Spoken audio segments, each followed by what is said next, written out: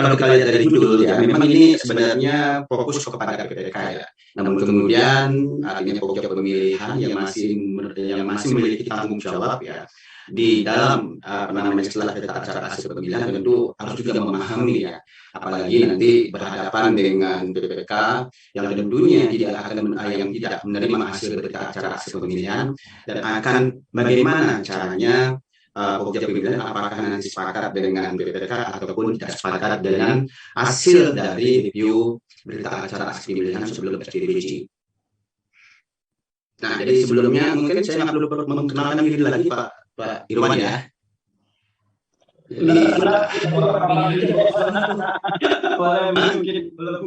Mungkin baru join, silakan ya. Ya, mungkin secara sederhana ya, nama saya Imade Heryana, saya dari Denpasar, Bali di tahun 76 ya, 5 Mei 1976, sekarang masih menjadi pokja pemilihan di kota Denpasar sampai tahun 2022 ya. Jadi kegiatan sehari-hari ya tentu seperti saat sekarang menyisakan waktu untuk bertemu ya teman-teman pelaku pengadaan, khususnya mungkin di sini juga ada pokja pemilihan, PPK ataupun penyedia juga yang hadir dalam webinar di siang hari ini. Nah, saya lanjut saja ya Pak Irwan ya, karena di sini slide-nya memang sedikit yang 46 slide, tapi saya yakin pembahasannya itu memerlukan paling tidak satu slide itu minimal 5 menit lah. Siap, silakan. Baik, jadi di awal sampaikan di sini adalah apa sih sebenarnya tahapan pemilihan penyedia? Karena kenapa ini memang saya sampaikan?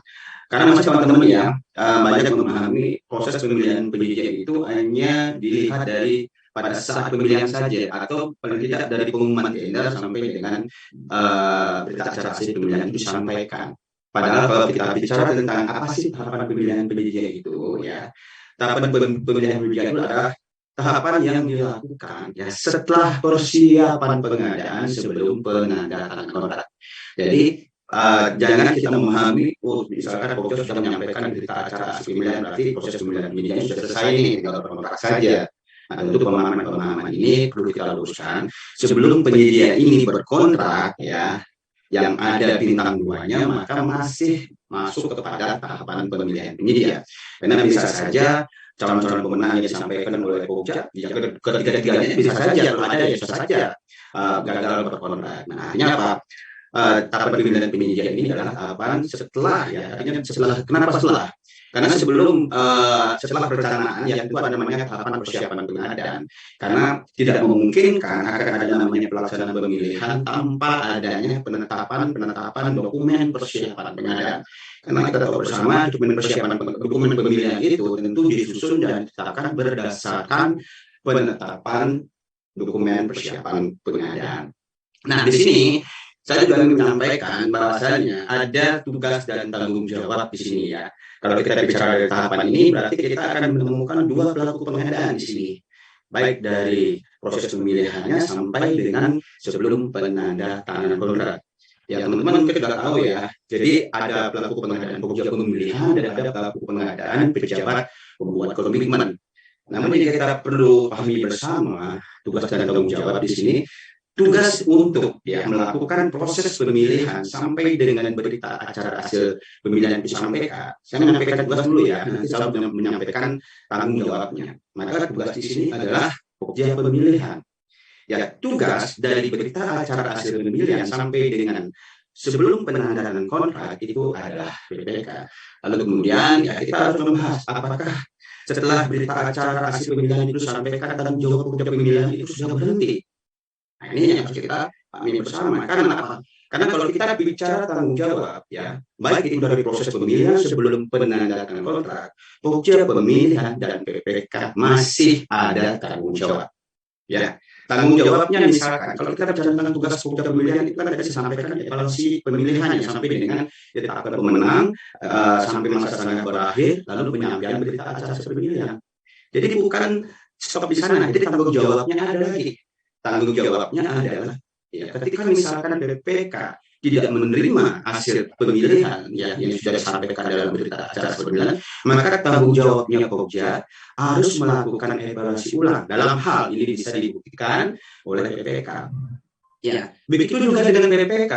jangan sampai PPK tidak bertanggung jawab atau hanya bertanggung jawab pada saat berita acara aksi pemilihan itu disampaikan.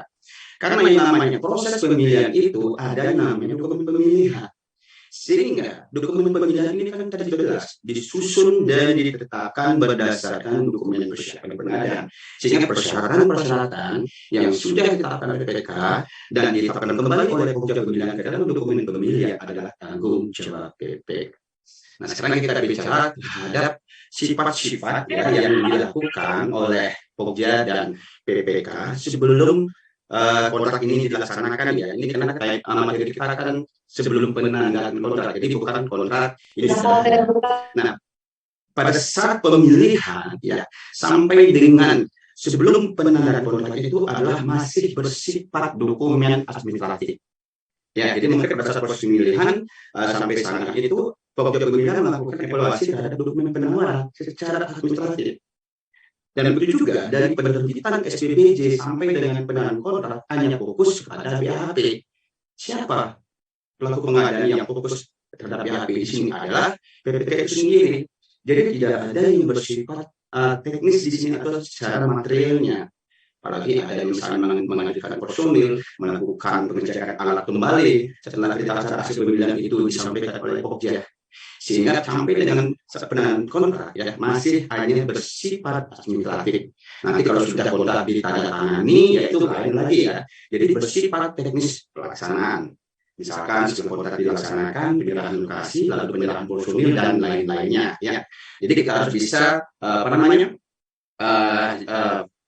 pisahkan ya mana bersifat administratif dan mana bersifat teknis pelaksanaan.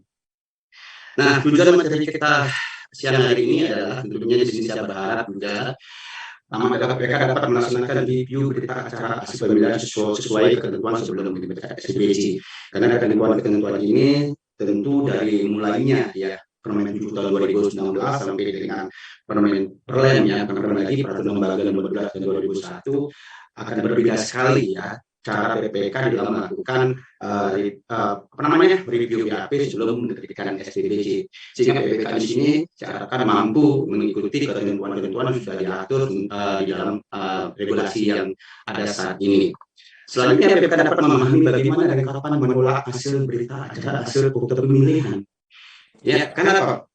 Kapan sih PPK ini akan menolak? Tentu akan melihat dari sisi ya, apakah ini bagian dari tugas dan kewenangan Pokja Pemilihan atau di luar dari tugas dan kewenangan Pokja Pemilihan ya. Kalau misalkan ini bicara tentang tugas dan kelalaian ya, atau kesalahan dalam proses evaluasi yang menjadi tugas dan wewenang dari Pokja Pemilihan, maka tentunya dapat menolak hasil berita acara hasil pemilihan. Tapi kalau bukan karena tugas dan kewenangan dari Pokja Pemilihan, maka PPK nggak bisa menolak berita acara hasil pemilihan. Yang nanti di slide berikutnya akan disampaikan secara detail ya apa maksud dari PPK dapat memahami dan bagaimana dan kapan menolak hasil berita acara hasil pemilihan. Selanjutnya PPK dapat memahami apa saja dilakukan saat rapat persiapan penandatanganan kontrak. Kalau kita bicara apakah rapat ini wajib? Sangat wajib karena di dalam aturan PPK wajib melaksanakan rapat persiapan penandatanganan kontrak ya, ada yang wajib di sana. Nah, jadi pokok materi kita ini adalah pertama adalah hasil pemilihan tidak serta-merta diterbitkan SPBJ ya. Yang disampaikan di awal sebelum diterbitkan SPBJ, jangan sampai ada juga ya, ada juga PPK yang tidak mengetahui secara regulasi tahapan-tahapan yang ada. Pokja Pemilihan sudah menyampaikan BHP, besoknya sudah ada SPBJ dan besoknya sudah kontrak ya sampai dengan SPNK itu benar terjadi. Padahal yang namanya kita menetapkan menerbitkan SPBJ PPK tentunya kembali melihat dari hasil berita acara hasil pemilihan. Selanjutnya bagaimana langkah PPK menolak hasil berita acara hasil pemilihan? Ini juga sudah ada tahapan-tahapannya ya. Apakah PPK langsung meminta evaluasi ulang atau mungkin ada rapat kembali pembahasan dari Pokja Pemilihan. Selanjutnya SPBJ dan kontrak bisa dibatalkan. Jadi maksud di sini adalah SPBJ sudah belum diterbitkan, ya. Sedang ada pertanyaan, ini Pak Eri misalkan, SPBJ ini bisa dibatalkan karena sudah terlanjur menerbitkan. Ya tentu ya, kalau SPBJ-nya dibatalkan, ya diterbit dulu, dibatalkan, otomatis penandatanganan kontrak pun dibatalkan untuk peserta untuk pemenang ya, untuk calon penyedia yang nantinya seharusnya berkontrak. Selanjutnya peran penting jaminan pelaksanaan untuk mengganti kerugian waktu. Nah, ini mungkin yang perlu kita diskusikan ya. Kenapa harus ada jaminan pelaksanaan? Karena jaminan pelaksanaan ini sebenarnya adalah menjamin masa pelaksanaan. Sehingga dengan adanya peserta atau pemenang ya calon penyedia nantinya yang tentunya misalkan mengundurkan diri, tidak menyerahkan jaminan pelaksanaan, atau PPK menerima informasi peralatan tidak ada, menerima informasi personilnya tidak ada, misalkan demikian ya, atau menerima informasi yang tentunya akan menyebabkan masa pelaksanaan pekerjaan ini terhenti karena ya kesalahan dari penyedia tersebut, tentunya selayaknya si penyedia tersebut mengganti kerugian waktu atas kesalahan yang dilakukan oleh penyedia. Jangan maksudlah artinya, oh ini yang diinformasikan tidak punya SKK langsung diputus tidak diberikan kontrak ya, tidak dilakukan penanganan kontrak. Sehingga apa? Jaminan pelaksanaan yang harusnya untuk mengganti kerugian waktu itu nggak bisa dicairkan. Nah itu. Nah selanjutnya pentingnya rapat persiapan penandatanganan kontrak. Oke, kita mulai ya. Sementara pada hasil pemilihan tidak serta-merta diterbitkan SPPDJ. Nah, teman-teman semua, jadi kita masuk kepada tahapan-tahapan dulu ya. Kalau kita bicara tentang pelaku usaha, berarti kita bicara pelaku usaha itu apa? Artinya pelaku usaha adalah badan usaha atau perseorangan yang melakukan usaha dan atau kegiatan pada bidang tertentu. Nah, untuk menjadi penyedia, sekarang kita definisikan penyedia itu apa? Penyedia adalah pelaku usaha yang memenuhi kebutuhan barang jasa berdasarkan kontrak. Jadi pelaku usaha ini harus berjuang dulu nih sebelum menjadi pelaku usaha yang memenuhi barang jasa yang berkontrak. Sehingga apa? Pelaku usaha ini harus menjadi peserta dulu. Ya, jadi pelaku usaha jadi peserta dulu. Nah, selanjutnya pelaku usaha yang menawar. Selanjutnya pelaku usaha yang menjadi pemenang. Selanjutnya jadi calon penyedia dan penyedia. Sehingga di sini saya sampaikan juga ya, seperti yang saya sampaikan tadi, SPBJ dan kontrak pun bisa dibatalkan ya. Tidak mungkin tidak ada merta pemenang pertama misalkan ini harus berkontrak ya. Bisa saja dia jadi peserta saja tapi tidak menawar. Ya. Kenapa tidak menawar? Karena mungkin saja peserta merasa pada saat baru mendownload ya dokumen pemilihan ternyata dia baru ingat ya, oh ternyata SKP saya sudah tidak ada. Nah, cukup dia tidak mau menawar, atau juga kalau menawar atau gugur nanti ya karena SKP-nya sudah tidak memenuhi syarat. Nah selanjutnya tidak semua penawar menjadi pemenang. Karena namanya penawar untuk menjadi pemenang, dia harus menjadi harus ada tentang sistem agar rendah sistem gugur, setidak-tidaknya menjadi pemenang terendah yang memenuhi evaluasi penawaran dan kualifikasi termasuk pembuktiannya. Begitu juga yang menjadi pemenang belum tentu juga SPBJ. Seperti yang saya sampaikan di awal tadi, adanya apa? Adanya review berita acara hasil pemilihan yang tentunya tidak sesuai dengan contohnya misalkan ternyata komite pemilihan salah melakukan evaluasi, atau mungkin pada saat SPBJ ternyata SKP-nya sudah tidak memenuhi syarat misalkan, maka tentu tidak duduk sebagai duduk SPBJ. Begitu juga yang ditunjuk sebagai SPBJ belum tentu juga berkontrak. Sehingga apa? Sehingga menjadi peserta belum tentu menjadi penawar, menjadi penawar belum tentu jadi pemenang, jadi pemenang belum jadi penyedia. Oke, lanjut. Nah, di sini adalah pertama adalah kita melihat ya bahwasanya hasil pemilihan tidak semata diterbitkan SPBJ. Khusus untuk PPK di sini, maka PPK sebenarnya PPK juga harus memahami aturan tentang pemilihan juga ya. Jadi bukan bicara tentang bisanya PPK mengendalikan proses kontraknya, tapi di awal dia juga PPK sendiri harus juga bisa memahami prosedur-prosedur ataupun sedikitnya tentang aturan-aturan terhadap proses pemilihan. Nah, contohnya di sini di poin 39.7 ya, PPK bisa melihat dalam hal PPK tidak bersedia menerbitkan SPBJ menjadi pendapat atas penetapan pemenang, maka kita fokus yang pertama satu gandul. Dalam dokumen pemilihan ditemukan kesalahan ya atau dokumen pemilihan tidak sesuai dengan ketentuan dalam peraturan perundang-undangan terkait pengadaan barang atau jasa pemerintah. Nah, saya coba satu contoh ya, walaupun banyak sekali contoh-contoh ya yang harus saya sampaikan karena teman-teman juga harus tahu dari komite pemilihan juga ya. Sejak terbitnya Perlem 12 tahun 2001 dan lampiran-lampirannya itu banyak sekali MDP yang apa namanya yang disampaikan dalam lampiran 5 itu tentu perlu saya sarankan ya teman-teman hati-hati karena seringan MDP ini langsung ditetapkan jadi dokumen pemilihan. Seharusnya MDP ini untuk menjadi dokumen pemilihan harus disusun kembali dengan tentunya mensinkronisasikan yang mengkorelasikan dengan ketentuan-ketentuan yang apa namanya sesuai dengan persyaratannya. Ya, jadi saya harapkan teman-teman juga jangan langsung aja MDP menjadi dokumen pemilihan, tapi MDP ini kapan menjadi dokumen pemilihan disusunlah dengan mengkorelasikan antara ketentuan IKP dan ketentuan LDP-nya. Dan di sini contohnya adalah Pokja merubah ketentuan hal yang tidak dievaluasi menjadi evaluasi. Nah, PPK harus tahu nih, ya. Contohnya misalkan, saya sering sekali menyampaikan hal ini karena debatnya luar biasa. Mungkin di Facebook, mungkin di YouTube, sampai sampaikan seperti ini. SKK ini bukan bagian dokumen penawaran. Kalau bukan bagian dokumen penawaran, kenapa dievaluasi? Kenapa SKK ini bisa menggugurkan, padahal bukan bagian dokumen penawaran? Sehingga muncullah kegelitan, ya, Pokja pemilihan untuk menegaskan kembali hal-hal yang bersifat tafsir. Contohnya 8.2 dirubah seperti ini ya. Sertifikat posisi kerja yang ditawarkan dalam dokumen penawaran dievaluasi dan dibuktikan pada saat penyerahan ke lokasi kerja dan personil. Nah, kalau ketentuannya seperti ini 8.2 jelas SKK itu dievaluasi. Padahal ketentuannya mengamanatkan SKK ini bukan bagian yang dievaluasi. Kita contohkan yang sesuai dengan ketentuannya ada. Sertifikat posisi kerja untuk personil material yang ditawarkan dalam dokumen penawaran dibuktikan pada saat penyerahan lokasi kerja dan personil. Kita harus mampu membaca siapa sih yang diusulkan di dalam penawaran. Yang diusulkan ini adalah personil manajerialnya, bukan SKK-nya. Sehingga SKK ini bukan bagian dokumen penawaran. Ya, jadi nggak perlu kita menggugurkan sesuatu yang bukan termasuk dokumen penawaran. Ya, kita perhatikan saja personilnya, jabatannya, ya, pengalamannya, itu saja.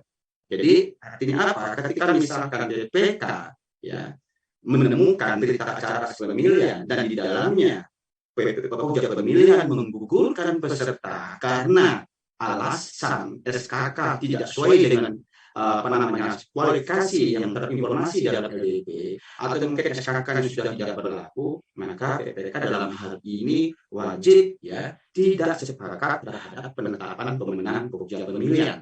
Nah, tentu PPK harus menyampaikan bukti penyimpangannya. Jadi bukti penyimpangannya silakan menggunakan IKP 8.2 dan 28.12 huruf C. Ya. Jadi di mas 12 huruf C adalah ini ya, teman-teman semua ya. Jadi banyak saya melihat Pokja pemilihan itu melakukan evaluasi terhadap IKP dokumen penawaran, bukan berdasarkan IKP evaluasi teknisnya. Ya, padahal untuk melakukan evaluasi baik itu administrasi, teknis, harga dan kualifikasi, jangan menggunakan dokumen penawarannya. Contohkan saja administrasi. Di dalam dokumen penawaran administrasi ada surat penawaran. Namun kemudian ada yang menggugurkan peserta tidak menyampaikan dokumen penawaran, surat penawaran. Padahal di dalam evaluasi administrasi jelas sekali tidak ada yang namanya mengevaluasi surat penawaran termasuk masa berlaku penawaran. Ya, jadi silakan coba kita lihat sekarang di evaluasi teknis personil manajerial. Ya, kita lihat gugurnya peserta ini, saya kutip dari salah satu alasan gugur di SPSI. Personil manajerial dengan jabatan petugas K3 yang disampaikan dalam dokumen penawaran teknis tidak memenuhi syarat ditetapkan dalam LDP, yaitu memiliki SKK karena sertifikat SKK yang disampaikan sudah habis masa berlakunya. Di IKP 8.2 kan sudah jelas. Jadi tidak ada yang namanya SKK itu bagian dari dokumen penawaran. Jadi tidak memungkinkan Pokja pemilihan menggugurkan peserta hanya karena alasan SKK tidak berlaku. Coba kita lihat di poin C gandul, dari 1 gandul sampai 11 gandul, tidak ada yang mengatakan SKK. Semuanya dari 1 gandul sampai 11 gandul hanya bicara berkaitan dengan pengalaman. Nah, dalam proses ini ya, ketentuan ini pertama, PPK dapat menolak hasil berita acara hasil pemilihan ya. Apabila dengan harapan Pokja pemilihan dengan meminta evaluasi ulang apabila evaluasi SKK. Atau PPK menerima, sekarang menerima. Misalkan ternyata Pokja pemilihan memenangkan peserta dengan SKK-nya sudah tidak berlaku atau SKK-nya tidak sesuai dengan yang terinformasikan pada LDP. Ya, harus diterima karena itu bukan tugas dan tanggung jawab atau hasil evaluasi yang harus dilakukan Pokja pemilihan pada saat proses pemilihan. Ya. Nah, ini yang disampaikan kepada PK dan Pokja pemilihan. Nah, ini juga salah satu contoh ya. Salah satu kesalahan dalam dokumen ya, dokumen penetapan LDP tidak sinkron dengan IKP-nya. Padahal di 17.3 jelas sekali ya, Pokja pemilihan menetapkan persyaratan teknis sebagaimana dimaksud ketentuan 17.2.b. Bersumber itu ada dokumen penawaran ya, maka saya bilang di dalam 17.2b itu ada dokumen penawaran baik regulasi dan harga. Tapi di 17.3 bicara tentang syarat yang akan dievaluasi yang ditetapkan pada LDP. Contoh seperti ini. Ini semuanya sering yang terjadi ya. Maka saya sampaikan di sini kepada teman-teman supaya Pokja pemilihan banyak yang di sini juga ya. Itu lagi satu namanya selagi ya. Saya bukan pro penyidik. Maaf saya sampaikan di sini. Saya tidak ada pro penyidik. Banyak sekali yang mengatakan saya pro penyidik. Jujur saya mengatakan. Saya menyampaikan apapun di dalam Facebook ataupun apa ya, hanya keinginan. Yuk kita bersama-sama bekerja sesuai dengan apa yang kita katakan. Kita kan tahu bersama kan dokumen pemilihan itu apa? Dokumen pemilihan itu adalah dokumen yang ditetapkan oleh Pokja ya. Atau pejabat pengadilan untuk membuat informasi dan ketentuan yang harus ditaati. Jadi kalau memang sedang mau ditaati, ya udah hapus saja di situ dokumen pemilihan tersebut. Nah, kita lihat dulu deh. Dan Camat Keselamatan Korporasi RKK telah sekali di atas satu gandul menetapkan satu uraian pekerjaan dan satu identifikasi layak. Tetapi di dalam dokumen pemilihan saya melihat seperti ini. Lalu kemudian ketika misalkan si peserta menyampaikan satu saja, apakah salah? Ya, mungkin dia menyampaikan sebanyak apa yang akan dalam LDP. Nah, nanti misalkan mereka menemukan hasil seperti ini, ya silakan ditolak. Hasil tolak termasuk dokumen pemilihan sudah sesuai dengan ketentuan perundang-undangan. Yang kedua adalah 397 di 2 gandul, proses pelaksanaan pemilihan tidak sesuai dengan ketentuan.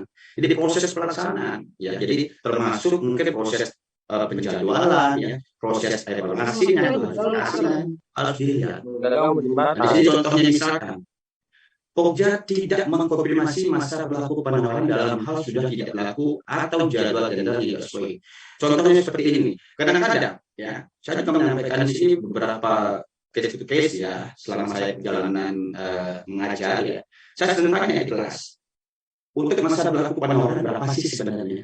Ada yang mengatakan 30 hari. Bayangkan, kalau misalkan kita korelasikan dengan penjadwalan sampai dengan kontrak, tidak mungkin 30 hari, sedangkan masa berlaku penawaran itu harus berlaku semaksimal mungkin ya, estimasinya sampai dengan barang kontrak. Nah, kalaupun estimasi itu menjadi tidak terencana, maka tentu si Pokja ini sudah melihat dari jadwal penetapan pemenang apakah bergeser atau tidak. Sehingga teman-teman ya yang saya sampaikan di sini di dalam evaluasi memang ya kita sering lupa tentang masa berlaku penawaran. Kenapa? Karena memang tidak evaluasi, tapi sangat substansi ya di sini masa berlaku penawaran itu. Karena yang namanya surat penawaran itu adalah peserta itu akan tetap dilanjutkan tahapan-tahapannya ketika surat penawaran masih berlaku. Bagaimana kita akan melanjutkan proses selanjutnya ketika penawaran sudah tidak berlaku? Itu. Nah, di sini apabila misalkan PPK pada saat menerima acara proses pemilihan, PPK harus melihat surat penawaran dulu ya. Dapat bisa melihat dari masih screenshot atau langsung cetak saja di akun PPK bisa. Nah, nanti lihat masa berlaku penawaran itu berdasarkan berapa. Kalau misalkan Pokja ternyata tidak mengkonfirmasi dan pada saat penetapan pemenang ternyata masa berlaku surat penawaran itu tidak berlaku lagi, PPK berhak menolak. Ya, jadi di sini dilihat kembali ya, karena tidak memungkinkan misalkan di sini apalagi ini bukan kesalahan dari penyedia ya, sampai dengan penandatanganan kontrak ternyata masa berlaku surat penawaran semuanya sudah tidak berlaku. Maka kita lihat dulu apakah ini kesalahan kita sendiri baik dari Pokja atau dari penyedia, karena kan tahapan-tahapannya untuk ini berbeda lagi ya. Karena kita bicara tentang kesalahan apakah Pokja atau penyedia. Nanti sampaikan di slide penandatanganan kontrak. Nah, di sisi selanjutnya adalah penjadwalan. Ya, di sini saya lihat ya. Jadi penjadwalan yang masih dalam proses ya.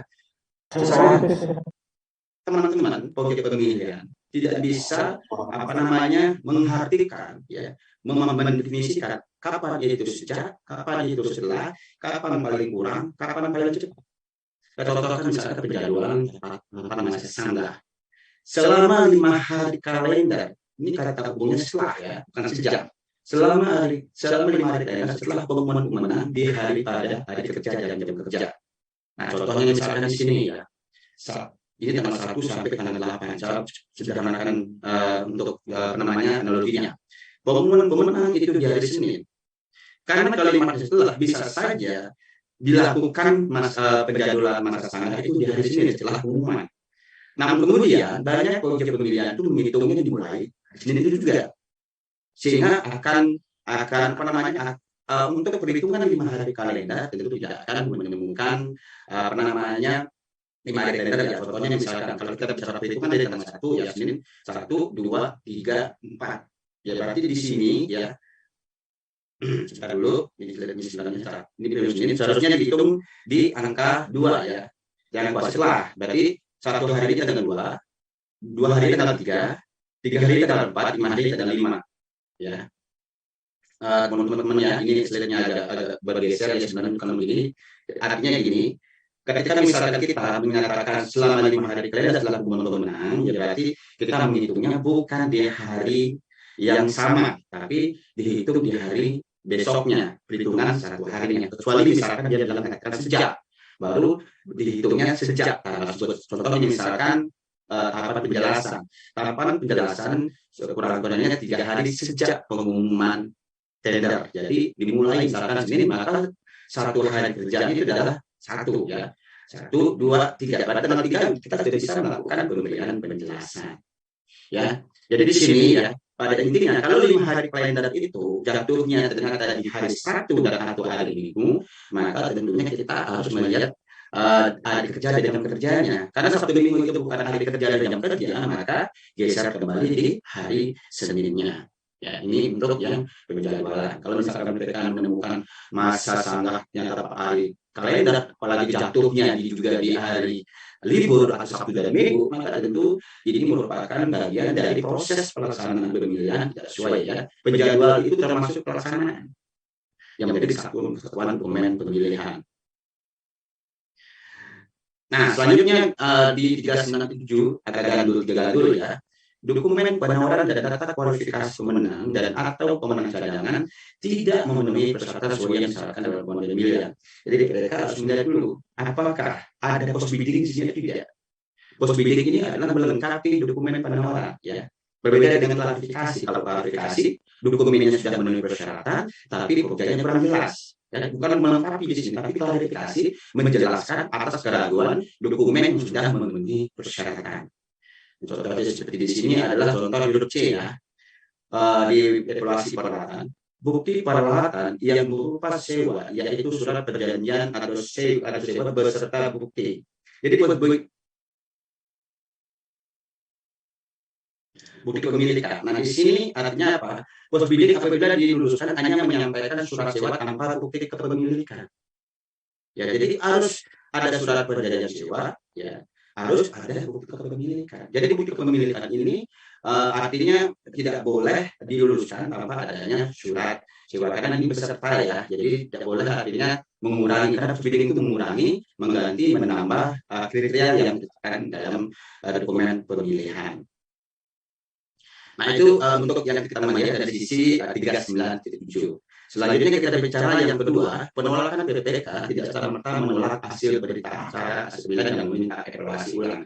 Nah, di sini mungkin ini apa namanya yang perlu kita diskusikan atau kita pahami ya. Karena jangan sampai setiap pokja pemilihan menyampaikan BHP, lalu PPK tidak sepakat, lalu minta evaluasi ulang, sehingga terkesan kayak permainan pingpong ya. Pokja memenangkan, tinggal PPK menolaknya. Nah, akan terjadi apa? Selain masa pelaksanaan juga akan berkurang, ya proses evaluasi tentunya akan banyak memakan waktu. Nah, di sini saya akan jawab tadi ya, ada perubahan-perubahan tahapan-tahapan di dalam penelitian SBC. Saya coba dari Permen PB 2019 ya, agar teman-teman juga paham kenapa pada saat Permen 12 2021 ini tidak melibatkan Pokja dan PPK. Nah, di Permen 2019 di 40.3 sebelum menerbitkan surat penunjukan penyedia barang jasa, pejabat pembuat komitmen, objek pemilihan dan pemenang melaksanakan rapat SPBJ. Di sini ada 3 pelaku pengadaan. Ya, selanjutnya karena di sini Pogja ini tidak bisa hadir ya. Ini perubahan Permen P14 ini kan bicara kondisi ya, berbicara tentang kenyataan yang ada. Ternyata kalau melibatkan Pogja, tentu Pogja ini kebanyakan tidak bisa ikut hadir dalam rapat SPBJ tersebut ya, atau PAM namanya waktu itu lewat penting, karena kesibukan Pogja pemilihan melaksanakan proses evaluasi, proses tender yang tentunya tidak bisa mengikuti rapat-rapat yang diamanatkan oleh Permen 7 tahun 2019. Selanjutnya di Permen 13 tahun 2020 yang di sana juga sama TPKM hadir ya untuk memberikan masukan sebagai perumus, lalu menghilangkan Pogjanya. Nah, di sini di 43.21 di Permen 14 2020 diamankan PPK dan penyedia. Nah, ini berkurang lagi ya. Sekarang tidak ada Pogja pemilihan, wajib melaksanakan rapat persiapan dan kontrak setelah itu SBC. Bentar dulu. Teman-teman di 41 ya, bukan di 41 ya, di 40 ya, maaf. Nanti saya lupa slide ini karena kita sudah tempel ya. Nah, selanjutnya kenapa? Ini tidak di dalam Permen 7 sama pada Permen 14/20 itu tidak diatur kriteria penolakannya. Sehingga apa?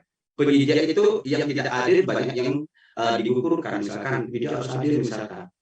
Karena nggak hadir digugurkan. Itu juga Pogja tidak hadir dalam SPBJ ditunda. Nah, jadi akan banyak terjadi penolakan di sana. Ya, jadi misalkan karena diatur sesuai dengan Permen 12/1, PPK misalkan ini maaf ya bukan semua PPK ya. PPK ini mengecek peralatan. PPK menghadirkan personil setelah BHP itu disampaikan. Sehingga apa? Sehingga keluarlah di Permen 12 tahun 1 menggeser semuanya ke dalam setelah pelaksanaan kontrak ya.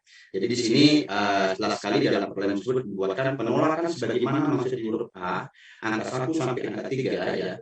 Yang seperti disampaikan di awal tadi ya, yang ada baik itu dari dokumen yang salah, terus proses pelaksanaan yang tidak sesuai, terus dokumen penanaman sesuai, hanya berdasarkan berita acara pemilihan, tidak lagi bicara tentang bahwasanya PPK misalkan melakukan konfirmasi kembali ke pihak lain atau peserta atau mungkin yang ke pemberi sewa misalkan. Jadi di sini tidak perlu menghadirkan Pogja dan penyedia, sehingga pada saat Pogja sudah menyampaikan berita acara hasil pemilihan, PPK hanya fokus terhadap ada hasil-hasil yang disampaikan oleh Pogja, misalkan dalam evaluasi teknis apa saja peralatan misalkan. Nah di sana PPK melihat ada tidak evaluasi peralatan sesuai nggak dengan persyaratan yang dalam LDP. Lanjut kemudian ada tidak PPK Pogja melakukan klarifikasi terhadap surat sewa perjanjian misalkan. Nah ini kalau sudah ada ya sudah, berarti sudah clear PPK sudah menerbitkan SPBJ ya. Jadi tidak perlu PPK lagi menelpon dari pemberi sewa apakah benar ya Bapak memberikan sewa atau Ibu memberikan sewa kepada peserta. Ya bisa saja ada indikasi lain yang tentunya yang di luar dari BHP. Nah, jadi kapan kita melihat dari kesalahan ya pertama adalah kalau kita bicara bukan kesalahan Pogja pemilihan misalkan. Di sini PPK melakukan klarifikasi di luar BHP. Ya misalnya ternyata mengecek peralatan. Nah, PPK menolak nih. PPK menolak karena peserta tidak punya peralatan.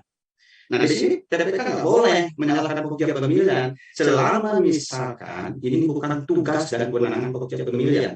Kita akan melihat di IKP di evaluasi teknis peralatan di dalam pendahulu ya, klarifikasi hanya dilakukan terhadap bukti-bukti kepemilikan peralatan, tidak terhadap fisik peralatan. Jadi di sini Pogja tidak akan sepakat ya terhadap bukti-bukti penyimpangan yang disampaikan oleh PPK. Misalkan ternyata PPK membuat surat kepada Pogja, dia tidak sepakat terhadap penetapan pemenang yang ada dalam BHP. Ya. Bukti penyimpangannya adalah PPK melakukan klarifikasi ke lapangan. Nah, sementara Pogja tidak memiliki kewenangan untuk melakukan cek fisik peralatan. Sehingga apa? Sehingga bisa saja tidak terjadi kesepakatan di sini. Ya, jadi artinya apa? Dalam 6 hari kerja, PPK harus menjawab apakah nanti akan sepakat dengan PPK ataupun sepakat dengan Pogja pemilihan. Kalau sepakat dengan PPK ya di sini ya, bukan berarti putusan final PA yang sepakat dengan PPK akan tetap menjadi bagian yang akan menggugurkan peserta pada saat dilakukan evaluasi ulang. Misalkan PA meminta evaluasi ulang ini, Pokja tetap akan berpedoman kepada ketentuan yang ada. Ya bisa saja pemenangnya justru saja itu ulang kembali, ya dia evaluasi ulang lagi, ulang lagi, evaluasi lagi. Itu artinya apa? Selain menghabiskan energi, juga menghabiskan masa pelaksanaan yang seharusnya sudah berkontrak, akhirnya tidak berkontrak. Begitu. Lalu dia misalnya PPK menolak karena SKK, bisa sampaikan ya. Jadi sudah dilihat ya, Pokja pemilihan kalau misalkan PPK menolak dengan alasan ternyata peserta menyampaikan SKK yang di luar dari persyaratan yang diinformasikan dalam LDP ya, Pokja pemilihan.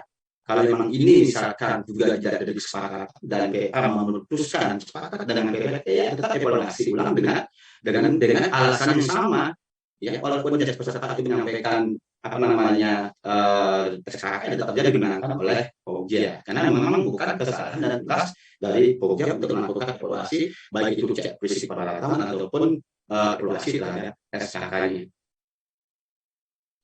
Nah, contoh misalnya seperti ini Bapak dan Ibu ya.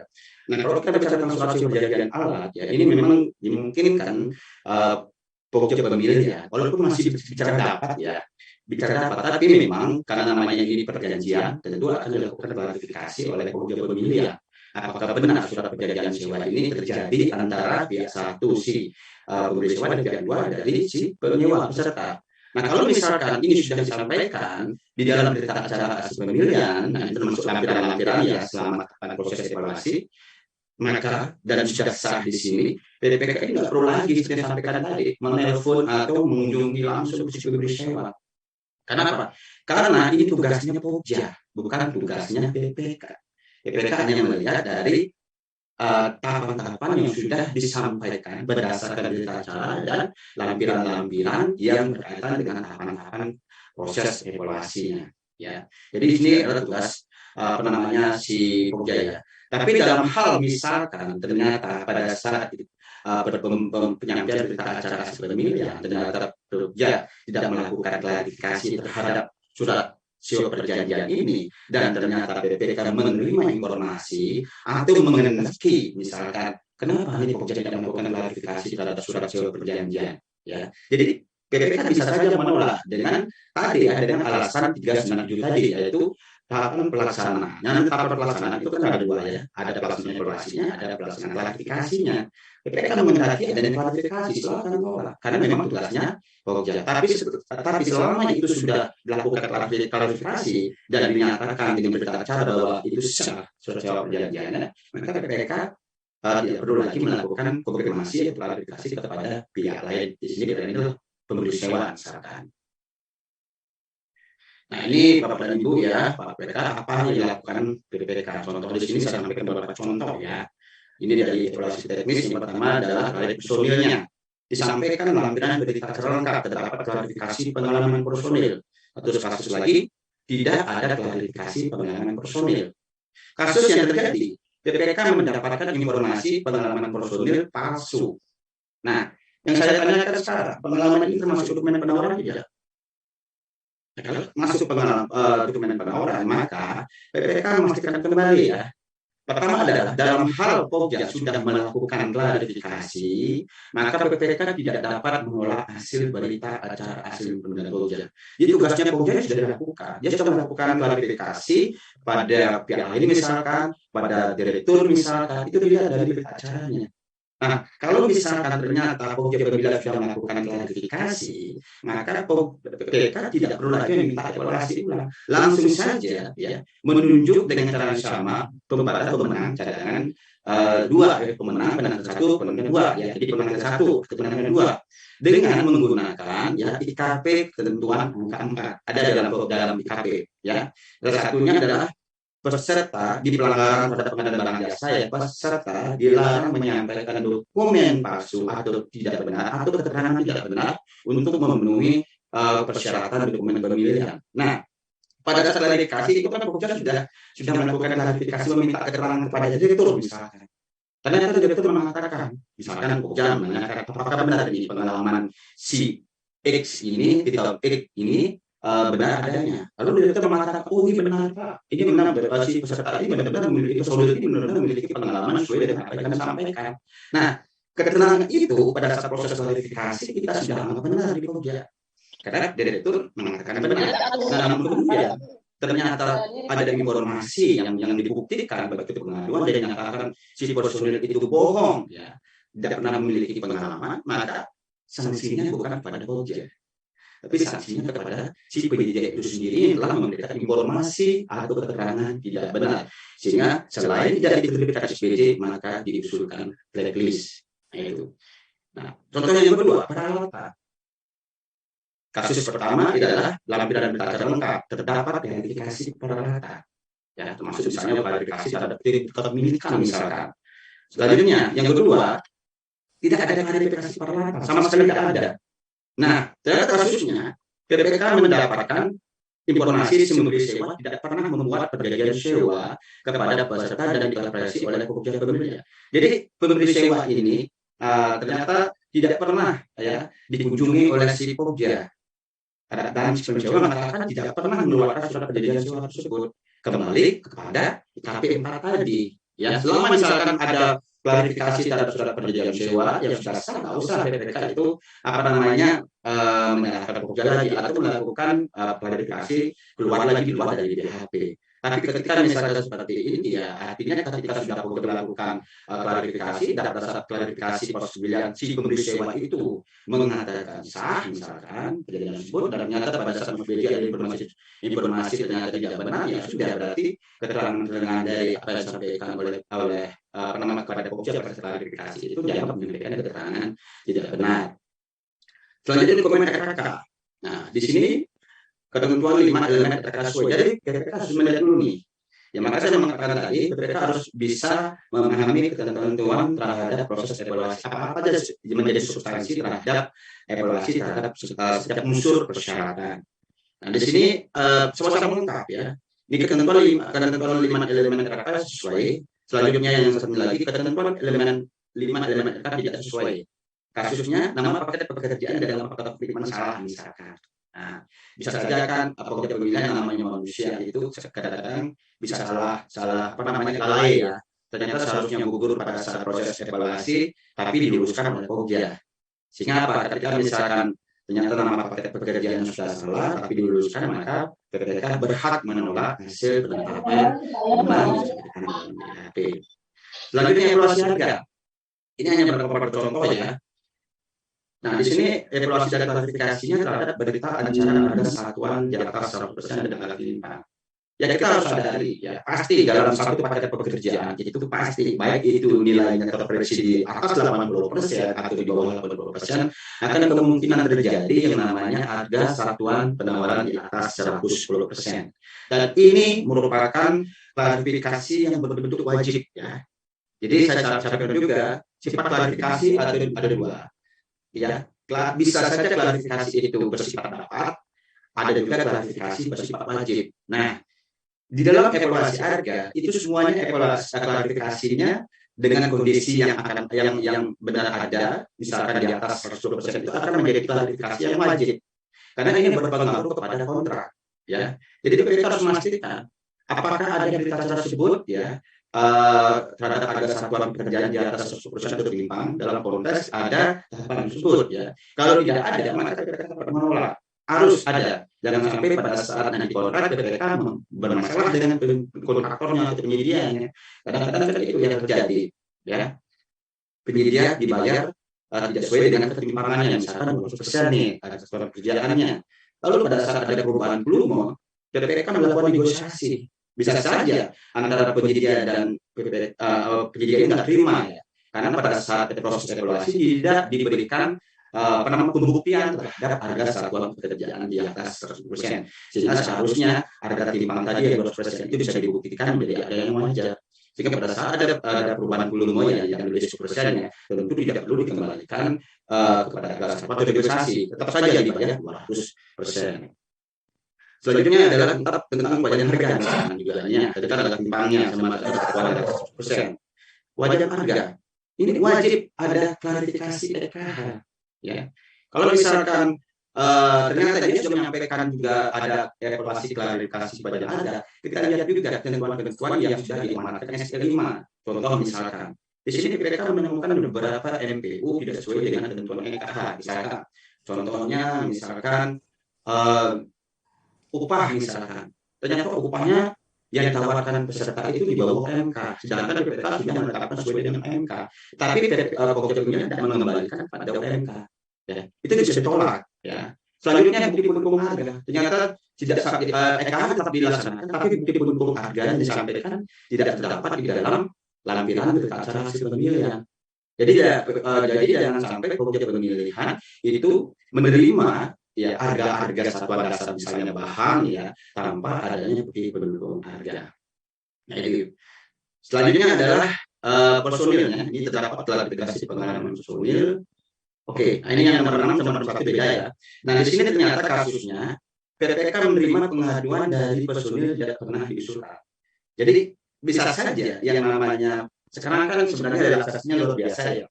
Kalau kita bicara personil itu hanya mengikut nama sama menyampaikan pengalaman. Kadang kan bisa saja penyedia menyampaikan asal comot misalkan begitu. Ini banyak kasus juga. Ternyata pada saat dimenangkan sedang mau BJ, ada personil yang mengadu kepada PPK. Saya nggak tahu bahwa saya diusulkan. Nah, bagaimana perlakuannya? Apakah akan menyalahkan Pokja karena Pokja tidak melakukan klarifikasi pada personil? Apakah itu juga menjadi bagiannya? Tidak. Nah, sini konteksnya karena bukan bagian dari evaluasi penentuan tugas personil, apalagi menghadirkan personil, tentu PPK tidak bisa menolak penetapan pemenang dan disampaikan dalam BHP oleh Pokja Pemilihan. Di sini PPK langsung saja menggunakan IKP nomor 4 ya. Tapi kemudian misalkan kalau misalkan SKK-nya palsu, misalkan katanya Pak itu personil SKK-nya nggak benar itu. Sekarang kalian SKK ini bagian dokumen penawaran tidak? Kalau bukan bagian dokumen penawaran, maunya SKK-nya palsu, mau SKK-nya bagaimana? PPK nggak bisa membuat dari SBJ, ya. Itu perlakuannya setelah kontrak, ya. Jadi SKK ini, ya, ketika misalkan palsu bukan urusan dari urusan PPK di sini, tapi pada saat penyerahan personil SKK yang disampaikan harus legalitasnya tidak palsu. Nah itu yang harus dikendalikan, ya. Kalau tidak bisa menyampaikan SKK yang sesuai dengan persyaratan, yang sesuai dengan ada di informasi LDP, ya udah ganti saja personilnya. Tapi personilnya itu kudu wajib hadir dulu. Ya itu sampaikan. Nah ini contoh analogi ya Pak dan Ibu ya. Misalkan di sini Pokja Pemilihan sudah bersama direktur, ternyata si Pokja Pemilihan sudah menanyakan kepada direkturnya benar, si direktur mengatakan sangat benar dan kami sudah membuat dokumen yang benar. Ini pernyataan direktur loh yang sudah menyampaikan integritas dari awal ya, bahwa mereka itu menyampaikan dokumen-dokumen yang tentunya semuanya benar atau memberikan keterangan yang benar ya. Nah kalau dia misalkan sudah mudah hadir ternyata ada pengaduan dengan mengatakan dokumen itu tidak benar atau memberikan keterangan yang benar, maka di KP 4 sudah jelas ya Bapak dan Ibu PPK di sini ya. Peserta dan pihak yang terkait dengan pengadaan ini berkewajiban untuk mematuhi aturan pengadaan dengan tidak melakukan tindakan sebagai berikut. Salah satunya ya menyampaikan dokumen atau keterangan palsu atau tidak benar untuk memenuhi persyaratan yang ditentukan dalam dokumen pemilihan. Jadi sanksinya kepada siapa? Jadi sanksinya bukan Pokja yang terbukti melakukan tindakan tersebut, bukan. Tapi peserta yang terbukti melakukan tindakan sebagaimana dimaksud angka 4.1 ini digugurkan dari proses pemilihan atau pembatalan terhadap pemenang. Jaminan penawaran dicarikan bila ada ya sanksi legis. Ya, jadi dan isinya itu umumnya kan ya. Nah jadi ketentuan ini ya bisa saja pada saat mau SBJ ya. Walaupun sudah ditetapkan pemenang, ini kan sudah belum pemenangnya sudah ditetapkan pemenang. Mau SBJ silakan kalau kita menemukan dokumen pengaduan atau informasi yang mengatakan dan bisa dibuktikan ya bukan hanya sekedar menerima informasi bahwasanya pengalaman itu tidak benar, tapi harus ada pembuktiannya. Jadi baru bisa artinya menggunakan ketentuan 4.1. Nah, bagaimana langkah PPK menolak hasil berita acara pemilihan? Boleh minum dulu, Beri? Ya, silakan. Boleh minum dulu. Oh, bentar nanti lagi. Aman ya? Silakan. Bagaimana langkah PPK menolak hasil berita acara pemilihan? Oke. Jadi beberapa hal yang dapat menolak hasil berita acara pemilihan adalah hasil evaluasi penawaran. Jadi BPK wajib membandingkan persyaratan dari berita evaluasi antara dokumen penawaran dan pemilihan. Ya, ini satu poinnya. Selanjutnya ketiadaan berita acara klarifikasi. Tadi saya sampaikan ya, berita acara klarifikasi ini penting juga. Saya juga pesan kepada pokja pemilihan ya, tetap melakukan klarifikasi setidaknya kepada direkturnya agar apa? Agar direktur bertanggung jawab terhadap keterangannya pada dokumen yang disampaikan.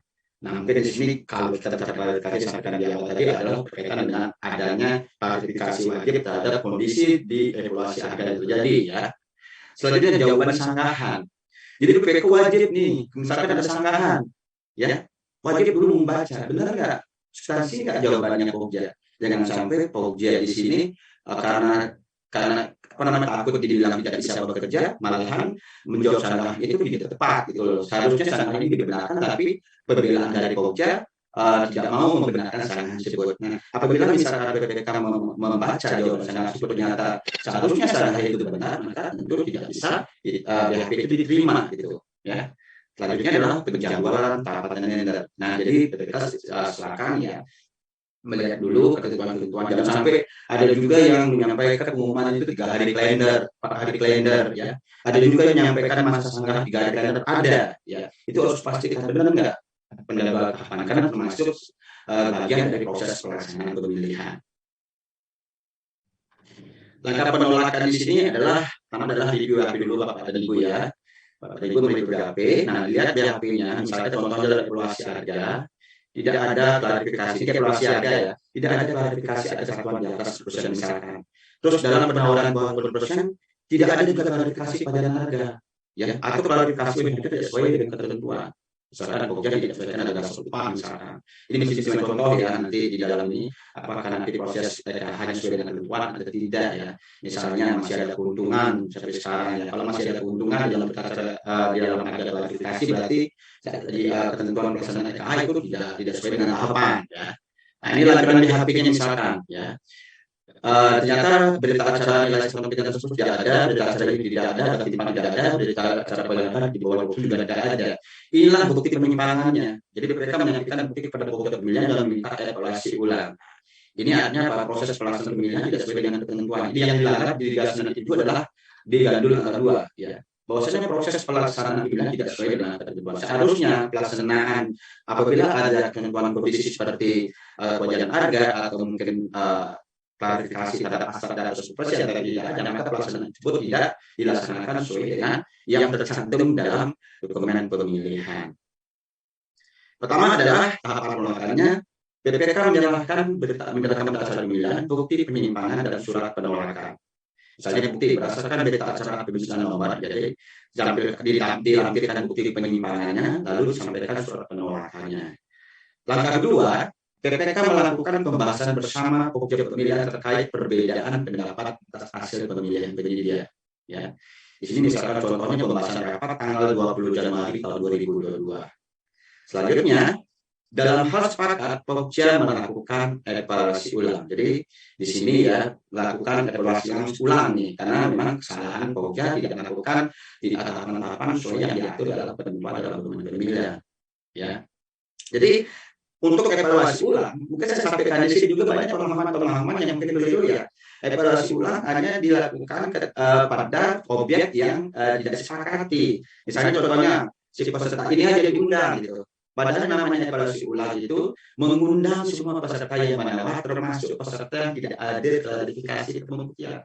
Bisa saja evaluasi ulang ini akan menyebabkan perbedaan keputusan penetapan pemenang. Ya, misalkan CPK yang menang, bisa saja CPB yang menang. Yang terendah, CPB terendah misalkan. Tapi dia tidak ada klarifikasi, ada pembuktian karena alasan mungkin misalkan tidak sempat atau mungkin kelalaiannya tidak menerima pemberitahuan di sistem ataupun di dalam email. Itu harus diulang kembali. Sehingga kemungkinan CPB-nya yang rendah ini akan menang ketika dia melakukan klarifikasi atau pembuktian. Tapi untuk evaluasi ulang yang sudah gugur di awal karena kekurangan memenuhi persyaratan, ya hanya tidak perlu diundang lagi, tinggal dibuatkan alasan gugurnya. Ya, ini. Selanjutnya, kondisi nomor 4, dalam hal misalkan tidak sepakat, maka diputuskan oleh PA dalam 6 hari kerja setelah tidak terjadi kesepakatan. Nah, maka rapat pembahasannya 20 Januari tidak ada kesepakatan, maka tanggal 26 Januari ini harus sudah ada keputusan dari PA. Apakah PA akan sepakat dengan hasil penolakan dari PK ataukah dia sepakat dengan pokja pemilihan. Ya, jadi kalau misalkan setuju dengan PPK, pokja pemilihan harus melakukan evaluasi ulang. Tapi kalau misalkan setuju dengan pokja pemilihan, PPK harus memberikan SPBJ 5 hari kerja dari hasil putusan PA-nya. Ya. Nah, ini saya contohkan tadi ya. Jadi putusan PKPK itu hanya untuk apa? Menengahi ya. Jangan sampai terus berdebat saja gitu kan. Sama kayak rapat persiapan pemilihan. Pokja pemilihan tidak sepakat dengan persyaratan PPK. Debat terus kan, tidak ada yang memberikan putusan. Siapa yang akan memberikan putusan? Kalau terus berdebat maka debat pun tidak bisa dilaksanakan. Sama dengan penolakan tidak kesepakatan pokja pemilihan dengan hasil penolakan PPK. Jadi pertama di sini adalah PPK menolak berita acara hasil pokja pemilihan dan tidak mengevaluasi. Nah ini contoh misalkan penolakannya. Maka PPK menyampaikan hal ini kepada Pokja. Dilakukan rapat pembahasan sama Pokja. Pokja bersikukuh nih, oh ini nggak salah, begitu ya. Tidak sepakat. Saya tidak mengevaluasi SK karena saya mengumpulkan SK karena demikian. Jadi Pokja pemilihan tidak sepakat dengan PPK karena Pokmil tidak mengevaluasi SK. Ternyata setelah diberikan dalam 6 hari kerja, PA sepakat nih dengan PPK untuk evaluasi ulang. Maka bisa saja ya, karena ini putusan final dan ditetapkan oleh PA, maka Pokja pimpinan melakukan evaluasi ulang. Jadi evaluasi ulang ini tetap memenangkan tentu menang yang sama. Jadi sampaikan, jadi PPK bisa saja bisa saja menyepakati PPK, tapi lihat dulu apa sih yang sebenarnya terjadi, kenapa Pokja pemilihan tidak sepakat dengan PPK. Tentu Pokja pemilihan memiliki dasar yang tentunya dapat mempertanggungjawabkan keputusannya untuk memenangkan sesuai dengan proses evaluasi yang dilaksanakan. Baik, yang keempat ya, cara berikut ya, SPBJ dan penahanan kontrak bisa dibatalkan. Saya sampaikan sekarang ya, ini SPBJ sudah terbit nih, bukan masa bicara sebelum penerbitan SPBJ. PPK sudah menerbitkan SPBJ ini. Oke. Nah, saya juga sampaikan di sini ya, 5 hari kerja itu dimaksud bukan 5 hari kerja yang berita acara hasil pemilihannya itu ya disampaikan di sistem SPSE. Karena sekarang di sistem SPSE itu menyampaikan berita acara hasil pemilihan itu harus disampaikan jadi pada saat pengumuman ya. Jadi tanggal itu bukan tanggal yang dihitung 5 hari misalkan ini, jadi pasar 10 Juni 2022. Nah, inilah tanggal ya, ketika misalkan diserahkan tanggal 10 Juni itu maka dalam 5 hari kerja maka PPK sudah menerbitkan SPBJ, bukan bicara tentang tanggal yang sudah disampaikan di dalam sistem, karena nanti berbeda ya. Di sistem akan kapanpun disampaikan diupload ke sistem maka dia akan juga akan menginformasikan tanggal BHP. Tapi namanya penyampaian BHP itu bukan bicara tentang tanggal yang ada dalam sistem, tapi tanggal kapan Pokja pemilihan itu menyampaikan BHP. Maka misalkan contoh tanggal 10 ini, maka perhitungannya kalau sudah diterima oleh PPK juga di tanggal 10 ya, maka tentu perhitungannya 5 hari kerja dari tanggal 10 ini ya. Nah, jadi kapan misalkan tentunya Pokja pemilihan juga melihat ya, misalnya jangan sampai baru setelah diumumkan langsung menyampaikan berita hasil pemilihan. Tunggu masa sanggah, karena pasti ada masa sanggah ya. Atau ketika ada sanggahan, maka tunggu 5 hari kerja lagi untuk melihat apakah ada masa sanggah banding atau tidak. Nah, jadi kalau misalkan masa sanggah tidak ada dalam masa sanggah, maka baru bisa disampaikan berita acara hasil pemilihan. Dan di sini juga akan bicara tentang proses reviewnya, apakah nanti diterbitkan atau penolakan ya. Jadi dalam 5 hari kerja ya. Selanjutnya, ini juga ada pertanyaan bagaimana dengan Babipar misalkan. Saya coba sedikit ya, apakah APBJ bisa diterbitkan. Jadi di sini permasalahan Babipar misalnya dilakukan di tahun anggaran sebelumnya di luar di tahun anggaran pekerjaan. Misalnya sekarang tahun 2022 misalnya. Kemarin tahun 2021 dicanangkan Desember atau Januari. Desember lah dulu ya, karena Desember ini kan bisa saja terjadi yang dipalanya belum disahkan. Silakan kalau misalkan pada saat Desember juga sudah ada pemenang atau misalkan ada pemenang ya, walaupun dipalanya belum disahkan, ada apa SPBJ diterbitkan. ataupun SPJ ditunda, bisa juga SPJ diterbitkan. Asal ya kontraknya jangan ditandatangani. Itu sudah ada dalam pedoman 2 ya. SPJ itu bisa saja diterbitkan sebelum DIPA atau sesudah setelah DIPA-nya disahkan. Ya, intinya kontrak itu tidak bisa ditandatangani apabila anggarannya belum tersedia, itu aja. Ya, jadi nggak perlu SPJ ini kontrak ini menunggu 14 hari kerja lagi ya, karena ada kondisi abnormal di sini. Menunggu DIPA, misalnya SPJ-nya tanggal 5, berarti tanggal 15 berarti ya harus diterbitkan kontrak. Tidak, selama DIPA itu belum disahkan, maka tentu kontrak tidak bisa ditandatangani. Nah, sekarang SPJ terbit ya. Selanjutnya maka tentu di dalam SPJ tersebut ya, dalam surat tersebut akan ada petunjuk ya, permintaan kepada khusus negara penyidikan itu menyerahkan jaminan pelaksanaan. Jadi jaminan pelaksanaan sekurang-kurangnya itu ya selamat-lambatnya itu sudah 14 hari kerja. Ini misalkan DPA-nya sudah ada, anggarannya sudah ada ya. Berarti waktu maksimal itu adalah 14 hari kerja. Nah, kontrak itu bisa saja di hari besoknya, di hari keduanya, di hari ketiganya. Yang jelas tidak boleh melebihi dari 14 hari kerja selama jaminan pelaksanaan itu dan rapat persiapan peran kontrak yaitu sudah dilaksanakan. Ya. Lalu kemudian ada pertanyaan lagi nih. Bagaimana dalam hal jaminan pelaksanaan tidak diserahkan sampai 14 hari kerja? Nah, ini tergantung tadi ya mengatakan ya. Kalau misalkan pradipa nggak mungkin ya kontrak itu bisa dilaksanakan walaupun jaminan pelaksanaan sudah ada ya. Tapi kalau misalkan di PA-nya sudah disahkan, anggaran sudah ada, maka ya jaminan pelaksanaan ini wajib ya disampaikan karena penandatanganan kontrak bisa dilaksanakan apabila jaminan pelaksanaan sudah disampaikan oleh si peserta. Maka kalau dalam konteks seperti ini ya harus diberikan 14 hari kerja, maka tentu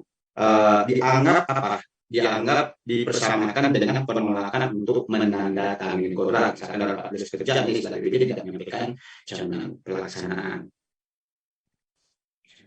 Nah, di sini ya saya cobakan di dalam ketentuan yang ada dalam hal penyedia tidak memenuhi ketentuan dalam rapat persiapan penandatanganan kontrak, maka SPPJ dibatalkan dan pejabat penandatanganan kontrak menunjuk pemenangan cadangan. Nah, ini artinya apa? Ketika SPPJ dibatalkan, otomatis kontrak tidak bisa ditandatangani. Nah, di sini kita lihat cara pemilihan memenuhi persyaratan SPPJ diterbitkan, rapat ide kontrak, penyidikan tidak menyampaikan jaminan pelaksanaan. Kontrak tidak pada kontrak usulan release. Ya, ini sanksinya. Yang kedua, ya pada saat rapat ide kontrak, penyidikan tidak memenuhi SKP lagi. Tapi tidak pada kontrak, ya.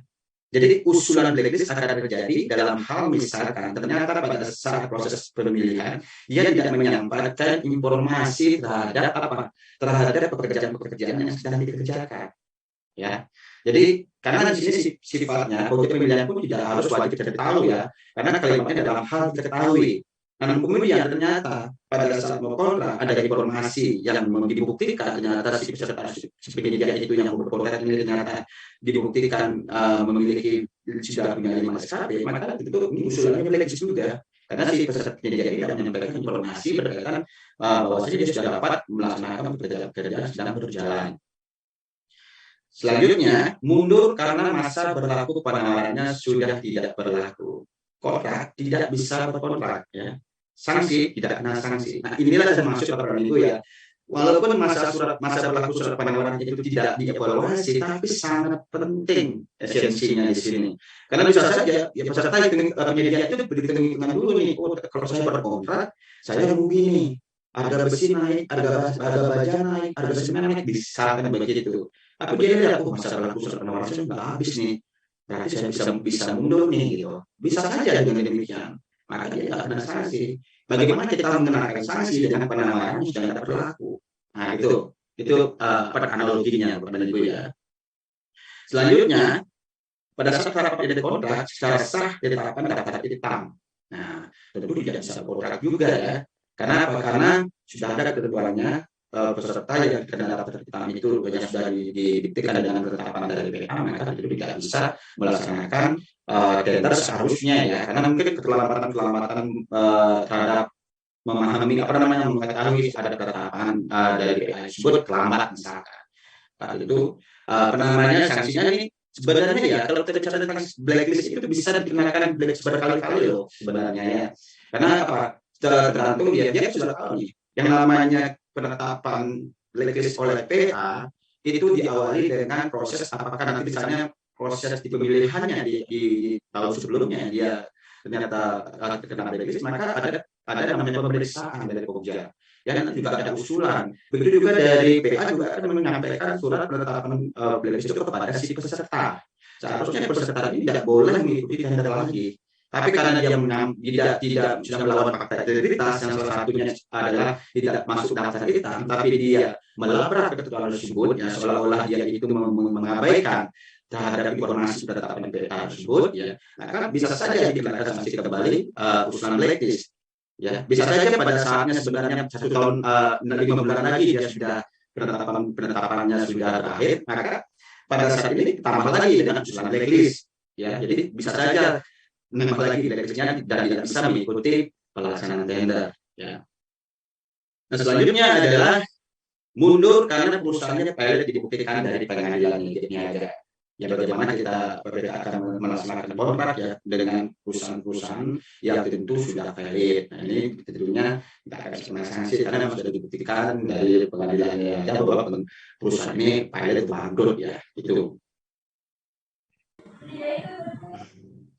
Nah selanjutnya penandaan kontrak ya ini apa namanya, penandaan kontrak bisa dibatalkan.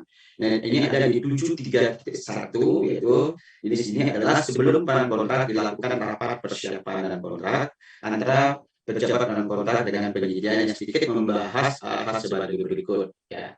Jadi di sini ya ketentuannya ada ya dalam hal penyedia tidak memenuhi ketentuan dalam rapat persiapan dan kontrak maka SPDBJ ya dibatalkan dan pejabat penandaan kontrak menunjuk kewenangan cadangan jika ada.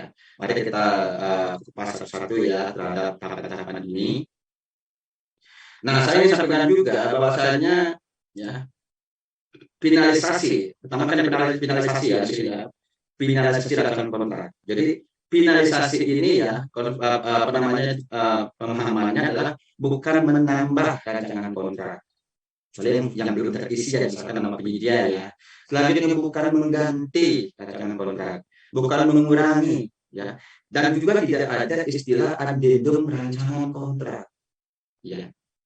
Bagaimana kita mengadendum kontraknya saja belum ditandatangani. Rancangan ini kan sebenarnya bukan kontrak, tapi memang ketentuan-ketentuannya itu sudah ditetapkan di dalam pada saat tahapan persiapan pengadaan yang menjadi satu kesatuan dalam dokumen pemilihan nantinya.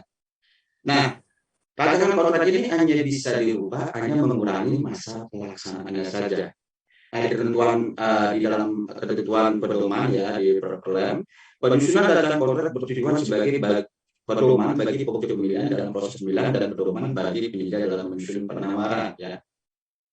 Karena informasi ini sudah dibaca oleh peserta pada saat dia membaca dokumen pemilihan dan akan menawar. Nah, selanjutnya rancangan kontrak yang kita tetapkan menjadi bagian dokumen pemilihan. Nah, pada bagian dokumen pemilihan bukan berarti rancangan kontrak ini dievaluasi ya. Jangan sampai besok ada yang mengumpulkan masa pelaksanaan kerjaan lagi, masa pemeliharaan lagi. Ya. Itu tidak. Memang ada dalam LDP tapi bukan bagian dari evaluasi.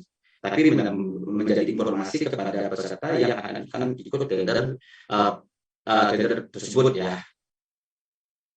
Nah, contoh finalisasi dan kontrak ya di surat perjanjian ya di sini ya, contoh saja ya. Nah, ini artinya finalisasi yang belum terisi ya. Jadi karena belum tahu siapa penyedianya. Jadi inilah yang dimaksud dengan menyempurnakan kembali. Finalisasi itu menyempurnakan sesuatu yang sudah ada ya. Jadi disempurnakan lagi. Siapa nama penyediaannya, jabatannya apa, berada di mana itu difinalisasi apabila sudah mendapatkan pemenangnya, penyediaannya. Nah, contoh yang tidak tepat ya, ini sebenarnya pernah terjadi seperti ini ya.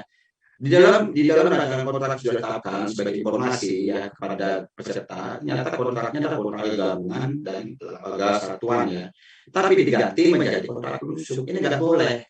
Karena apa? Karena esensinya berpengaruh kepada hasil terhadap proses evaluasi, terutama pada tahapan kondisi matematik. Ya, jadi kalau kita bicara tentang kontrak gabungan ada dasarnya ini dilakukan konfirmasinya. Jadi kebetulan volume dan tentunya nanti akan mengarah kepada nilai terkoreksinya berubah. Tapi kalau misalkan kita bicara tentang kontrak konsum, itu tidak ada yang namanya berubah koreksi hasil ada penawaran berdasarkan koreksi matematik. Ya, tapi yang digunakan yang mengikat adalah harga di dalam surat penawaran. Jadi kalau ini misalkan dilakukan, maka tentu akan seharusnya kalau kita bicara di awal kontrak konsum, maka bisa saja pemenangnya berbeda. Nah, yang bisa dimungkinkan adalah perubahan jangka waktu pelaksanaan. Contoh di sini Bapak Ibu ya. Waktu pemanfaatan barang jasa di bulan Desember dengan waktu pelaksanaan 180 hari kalender. Nah, ini misalkan rencananya bahwasanya kalender. Selanjutnya waktu pemilihan dilakukan malam-malam di awal bulan Juni dengan perkiraan penetapan pemenang dan jadwal sana yang diestimasi tidak ada sana tanggal 30 Juni. Ternyata terjadi proses evaluasi panjang sampai penetapan pemenang tanggal 15 bulan Juli ya. Jadi bukan Juni lagi, Juli ini. Ya. Nah, sisa waktunya ternyata 150 hari kalender. Tidak sesuai dengan perencanaan. Nah, di sini ya inilah yang bisa dilakukan pengurangan masa pelaksanaan. Jadi dengan konteks 150 hari kalender ini ya artinya baru bisa berkontrak di bulan Agustus, September, Oktober, Desember kan 5 bulan, 5 ketika 150 hari kalender ya. Jadi apa saja yang lokasi sudah bisa diserahkan. Nah, sekarang kita lakukan pembahasan pada saat rapat persiapan dengan kontrak. Ya, pembahasan penyedia tidak sepakat melaksanakan kontrak jika waktu pelaksanaan dikurangi 150 hari kalender dengan output pekerjaan yang sama. Jadi dipaksakan, ya seharusnya pekerjaan itu yang maksimal bisa dikerjakan 180 hari, tapi dipendekin lagi 150 hari, tapi outputnya dalam mengikuti pekerjaannya sama dengan 180 hari kalender. Jadi hasilnya misalkan ya PPK tidak menandatangani kontrak dan tidak menandatangani sanksi dan menunjuk kemenangan cadangan dimulai dari SPBD. Jadi ketika misalkan peserta si pemenang pertama ya yang akan berkontrak sepakat nih saya nggak mau nih 150 hari tapi dengan waktu yang sama dan tidak kena sanksi karena bukan bagian dari kesalahan dari si penyedia. Lalu kemudian penyedia sepakat nih dia sepakat melaksanakan pelaksanaan yang menjadi 150 hari. Namun harus ada pengurangan output ya data item pekerjaan. Sehingga di sini kan benar-benar nih harus bisa mengurangi itu tentu adalah mengurangi bukan pekerjaan utamanya ya, tapi lebih kepada pekerjaan yang bukan pekerjaan utama yang berpengaruh misalkan terhadap strukturnya misalkan tersebut ya. Nah, di sini juga sudah dituangkan dalam rencana kerja ya mana saja pekerjaan tersebut yang akan dikurangi sehingga pada saatnya ya jadi bukan dikurangi pada saat rapat persiapan dengan kontraknya karena diperlukan adendum dulu. Jadi berkontrak dengan output yang sesuai dengan perencanaan atau kebutuhan, lalu kemudian pada saat kontrak itu dilaksanakan baru dilaksanakan adendum sesuai dengan item-item pekerjaan yang sudah menjadi kesepakatan pada saat persiapan penandatanganan kontrak. Jadi waktunya nggak perlu diadendum langsung saja 150 hari. Yang diadendum hanya kenapa? Yang diadendum hanya item pekerjaan yang nantinya akan dikurangi. Tapi saran saya di sini PPK ya, kalau kontraknya misalkan 180 hari, jangan hanya mempertimbangkan dari masa pelaksanaan saja. Artinya jangan tepat ya, harus di bulan Juli ya. Seharusnya sebenarnya walaupun misalkan tidak ada anggaran, silakan saja karena tidak itu nggak perlu anggaran yang disah, yang disah sudah ada ya. Hanya kontrak saja ya harus anggarannya sudah ada. Tapi kalau misalkan sudah masih pipa belum disahkan, silakan dianggarkan. Ya, nah misalnya di sini misalkan kalau kita bicara konteks masa 180 hari kalender, seharusnya dilaksanakan pemilihan itu di bulan Februari misalnya, ya. Jadi ketika bulan Februari berarti Maret sudah berkontrak, jangan sudah ada ya. Sehingga apa? Sehingga kebutuhan waktu 180 hari ini akan maksimal pada Ibu ya. Jadi pada saat misalkan ada putus kontrak di awal, ya ada penambahan pekerjaan yang menyebabkan penambahan waktu pelaksanaan pekerjaan atau misalkan pemberian kesempatan misalkan 50 hari kalender itu kan tidak akan melampaui tahun anggaran ya. Kalau kita bicara tentang Maret berkontrak dalam 180 hari saya pastikan ya masih banyak bulan-bulan untuk mengestimasi pekerjaan ini agar tidak sampai dengan melewati tahun anggaran ini pun misalkan ada pemberian perpanjangan waktu karena kondisi adanya item pekerjaan baru dan lain-lain ya. Termasuk kontrak di awal ya, sekarang kontrak ini juga bisa di awal ya, pada saat penyerahan personil contohnya itu. Personil nggak bisa dihadirkan ya dengan sudah diberikan kesempatan pertama, dua dan tiga, itu kan masih kita juga takut ya, masa pelaksanaan kurang, takutnya terus kontrak akan melewati tahun anggaran. Nah, tapi kalau kita bisa mengendalikan waktu dari awal, jadinya di kontrak lebih awal, maka apapun itu yang terjadi dalam kondisi di lapangan kontrak, maka itu PPK akan tidak akan pernah takut terhadap masa pelaksanaan yang tentunya akan melebihi tahun anggaran atau melebihi 180 hari kalender.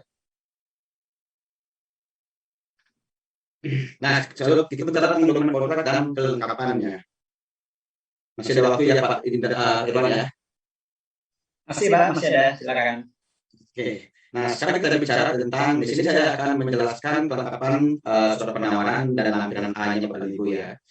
Nah, di sini kita bicara tentang surat penawaran, karena surat penawaran ini kan merupakan kelengkapan kontrak ya. Seperti saya sampaikan di awal, kalau kontrak tentu surat penawarannya masih berlaku seharusnya ya. Nah, contohkan di sini ya, CPA, CPB, CPC, CPD, jadi BPK sudah melihat surat penawaran tersebut cetak ya. Lalu kita lihat masa berlaku surat penawarannya 60 hari sampai dengan 25 Juni tahun 2022 semuanya ya. Nah, kita contohkan berapa TD kontrak ini tanggal 1 Juli 2022. Sehingga kalau kita bicara tanggal 25 Juni berarti masa berlaku surat penawaran ini sudah tentunya tidak berlaku ya.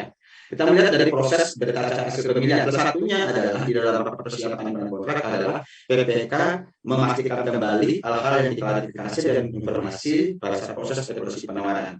Ya, jadi konfirmasi ini, surat penawaran ini salah satu yang dikonfirmasi Pokja pemilihan pada saat proses pemilihan. Nah, ternyata di dalam berita hasil pemilihan tersebut ya dituangkan bahwasanya Pokja pemilihan sudah melakukan konfirmasi perpanjangan waktu, ya, perpanjangan surat masa berlaku surat penawaran. Di sini adalah konfirmasinya Pokja pemilihan meminta agar diperpanjang sampai dengan 10 Juli tahun 2022 misalkan. Nah, dari 4 CP ini misalkan ya hasilnya adalah CPA hanya memperpanjang sampai 30 Juni tahun 2022.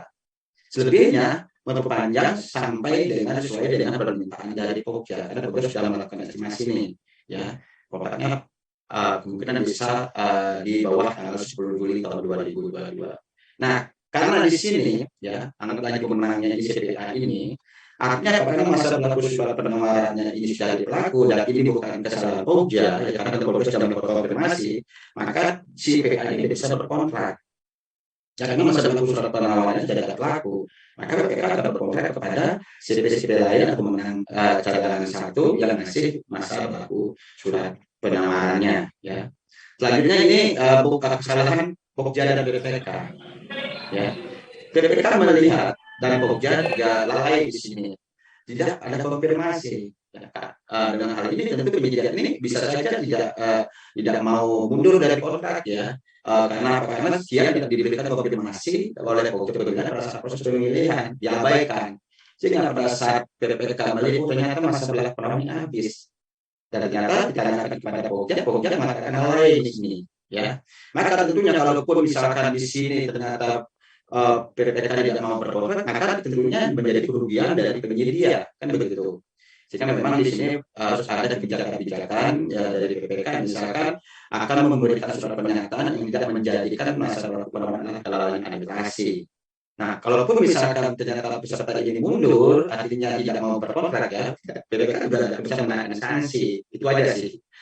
Misalkan dalam konteks kesalahan ini kesalahan Pokja dan PPK.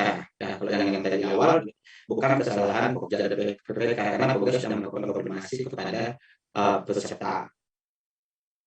Selanjutnya sekarang adalah finalisasi terhadap lampiran ASKK. Jadi saya sampaikan di sini ya, di awal ini sebenarnya penetapan kontrak sudah menetapkan apa namanya ketentuan personil, ketentuan peralatan ya, yang nantinya disampaikan dalam sistem apa namanya di SPPK ya, karena mereka di sistem SPPK yang bisa menyampaikan spesifikasi teknis, AS dan rancangan kontrak. Nah, contohnya misalkan lampiran SKK prosedur manajerial, ya ini di dalam lampiran manajerial. begini apa namanya, nama personil dikosongkan ya, jabatan disampaikan ya. Kalau tingkat pendidikan ini kan tidak dinilai ya, makanya ada substansi juga ya. Nanti akan menjadi perkara pada saat apa namanya finalisasi lampiran A. Nah, ini sampaikan sama ya dengan yang di LDP ya, dengan di LDP saja ada penetapan terhadap personil yang dipertandingkan, tapi dalam macam kontrak harus juga disampaikan ya.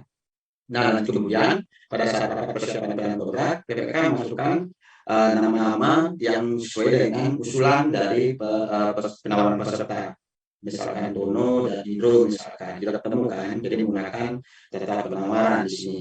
Nah, kenapa ini dipinalisasi? Mungkin pertanyaannya harus itu ya. Jadi kalau kita mengacu kepada sesuka 68.1 ya, personil manajerial yang ditempatkan dan dipekerjakan harus sesuai dengan yang tercantum dalam lampiran SKK. Nah, di sini ya, jadi hanya personil ini saja yang bisa ditempatkan ya pada posisi personil manajerial. Jadi kalau misalkan ternyata penyidik itu menunjuk ya personil lain yang tidak ada dalam lampiran SKK, maka dia perlu persetujuan dari PPK melalui pengawasnya ya. Tapi kalau misalkan ternyata tujuannya menunjuk untuk menggantikan Tono misalkan, maka itu akan nanti namanya ada adendum kontrak ya terhadap personil manajerial. Nah, mungkin dalam kontrak sekarang ini banyak pembelian juga meminta pengalaman berdasarkan kontrak. Nah, kita harus melihat dulu apakah PPK-nya disiplin tidak membuat ini gitu loh. Jangan sampai PPK mengatakan ternyata personil saya tahu itu personilnya nggak ada kayaknya dalam kontrak. Tanyakan apakah PPK-nya membuat kontrak atau tidak. Apa namanya? Lampiran aja tidak. Jangan sampai kita mengukurkan pengalaman personil yang sebenarnya memang bekerja di sana, tapi PPK hanya menjawab tidak tahu atau tidak ada dalam lampiran SKK karena tidak dibuat oleh PPK, kita nggak bisa menggugurkan. Itu yang ingin saya sampaikan ya. Tidak serta-merta semua personil itu harus ada di dalam kontrak ya. Selanjutnya peralatan, ya ini juga sama ya seperti dengan personil. Jadi semuanya dipinalisasi berdasarkan data penawaran. Ya, jadi kenapa harus dipinalisasi sama ketentuannya dengan personil tadi ya. Jadi peralatan-peralatan utama yang nantinya akan dimobilisasi pada saat pelaksanaan kontrak harus hadir dulu nih. Alat-alat yang diusulkan, jangan sampai dia menawarkan misalkan eskavator pemasuk yang ada eskavator merek lain. Itu artinya apa? Dia mengusulkan suatu alat yang tidak yang fiktif pada saat penawaran.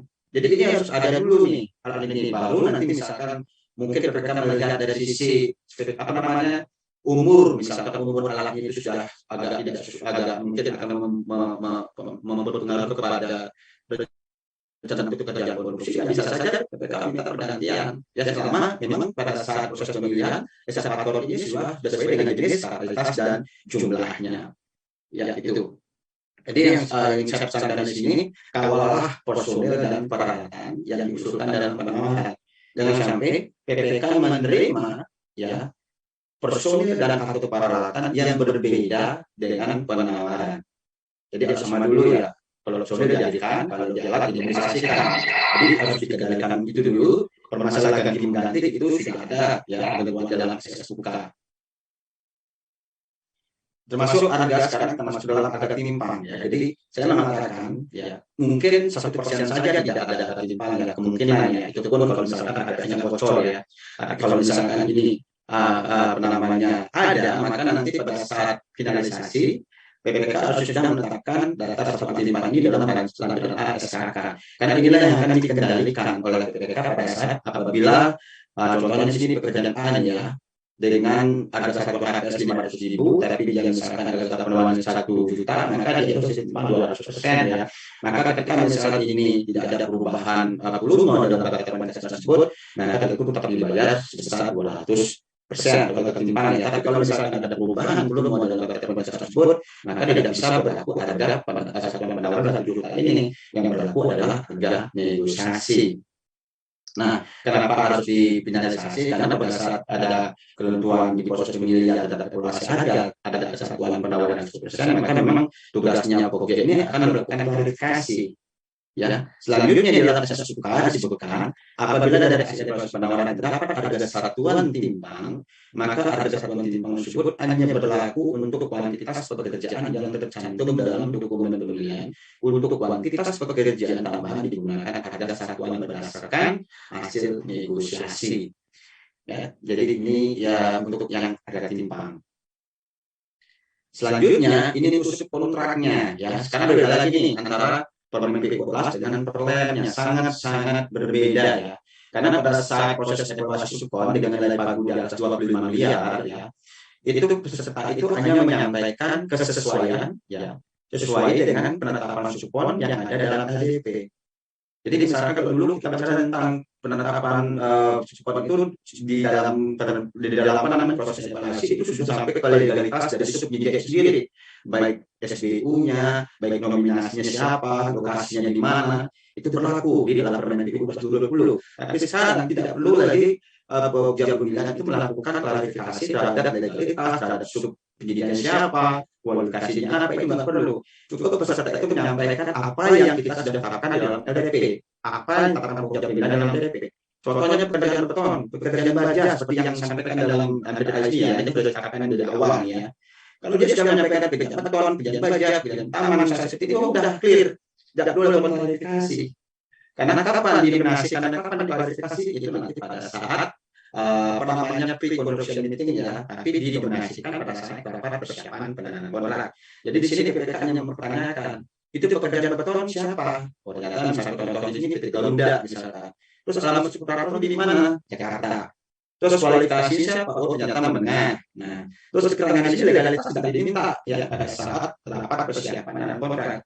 Karena masih bersifat administratif. Seperti yang awal saya sampaikan, tidak ada permintaan apapun di dalam persiapan penandatanganan kontrak. Nah, kapan ini dieksekusi? Nah, mungkin saya contohkan nomor 2 ya, ini saya masukkan kecil, karena juga ada pertanyaan juga ya. Ternyata pekerjaan baja ini nilainya ternyata 15M misalnya. Ini 20M lah sebenarnya. 20M. Loh, kenapa kualifikasinya kecil? Apakah tidak diperbolehkan? Apakah boleh perusahaan-perusahaan kecil itu mengerjakan pekerjaan spesialis 20 miliar atau di atas 15 miliar misalkan? Kita bicara tentang spesialis yang Permen 16 dulu ya. Kita bicara tentang pekerjaan spesialis yang berdasarkan definisi RISE ya, atau definisi risiko usaha, karena tidak ada kualifikasinya. Contoh demikian. Karena ada pelaku usaha yang dari kecil ke menengah itu kepada tender sekarang, tapi dalam kondisi di lapangan ada Pokja menolak pengalaman subkontrak itu karena pengalaman itu kecil, tidak memungkinkan dia mengerjakan melebihi nilai 15M misalkan. Nah, padahal kalau kita bicara boleh tidak menjadi kecil ini melaksanakan subkon dengan harga nilai sementasi di atas 15M? Ya tentu boleh, karena apa? Karena di dalam ketentuan khusus untuk pekerjaan utama atau pekerjaan spesialis dikerjakan oleh penyedia spesialis ya. Tidak ada mengatakan penyedia kecil dan hanya besar, kecuali bukan pekerjaan utama. Jelas sekali peruntukannya untuk bukan pekerjaan utama atau sub penyedia kecil. Maka tentu kecil saja yang bisa menjadi subkon. Karena kalau pekerjaan spesialis selama dia bisa, apalagi sekarang kaitan dengan prediksi DBRE, maka tidak ada namanya kecil dan hanya besar. Nah, sehingga apa? Pengakuan terhadap pengalaman spesialis, walaupun dia pada saat itu adalah kualifikasi kecil, tetap diakui karena tidak ada penetapan sedimentasi terhadap pekerjaan spesialis. Nah, selanjutnya khusus untuk yang misalkan proses pemilihan atau nilai pagu 25 miliar atas, yaitu ada subkon, maka tentu sebelum dalam kontrak, PPK harus memastikan dulu adanya surat perjanjian subkon, yang ini dasarnya SP 17 tahun 2017 ya. Ini lingkupnya bukan kementerian saja, tapi diperintahkan kepada wali kota dan gubernur atau bupati ya, sehingga berlaku untuk PPD juga. Nah, jadi selain surat perjanjian pelaksanaan, maka penandatanganan kontrak hanya bisa dilaksanakan apabila surat perjanjian subkon ini juga diserahkan bersama dengan jaminan pelaksanaan. Baru kontrak ini bisa ditandatangani.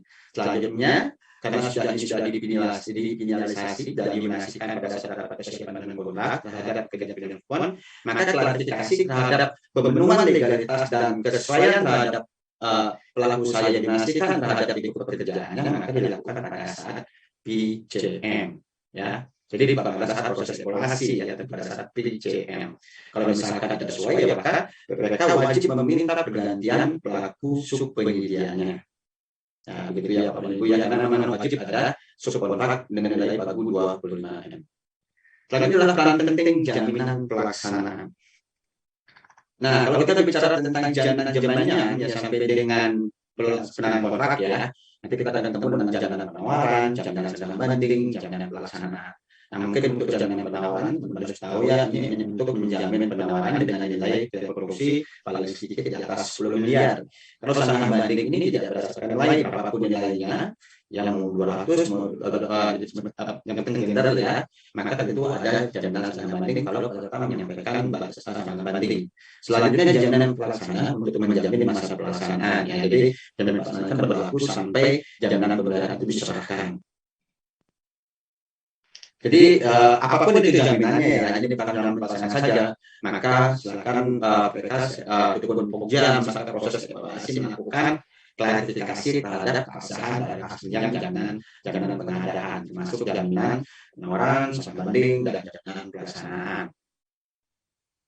Nah, di sini peran jaminan pelaksanaan adalah pertama untuk menjamin nilai penawaran terkait di bawah 58% sebesar LPS dan sebesar dari nilai kontrak ya.